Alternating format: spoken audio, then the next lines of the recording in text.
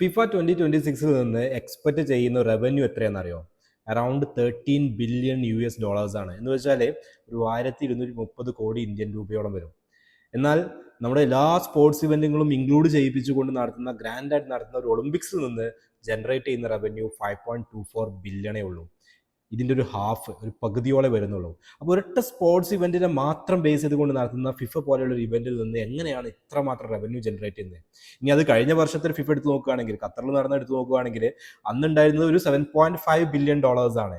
ഇത് അതിൽ നിന്നും ഒരു 73% ഹൈക്കിലാണ് ഈ വർഷത്തെ റവന്യൂ എക്സ്പെക്ട് ചെയ്യുന്നത്. കാരണം വളരെ സിസ്റ്റമാറ്റിക് ആയിക്കൊണ്ട് പ്ലാൻ ചെയ്തിട്ടുള്ള ഒരു ബിസിനസ് റൺ ചെയ്യുന്നത് പോലെ തന്നെ ഇതിന്റെ പുറകിൽ അതിന്റെ എല്ലാ ഏരിയാസും ടച്ച് ചെയ്തുകൊണ്ടുള്ള ഒരു പ്ലാനും എക്സിക്യൂഷനും ഉണ്ട് എന്നുള്ളതാണ്.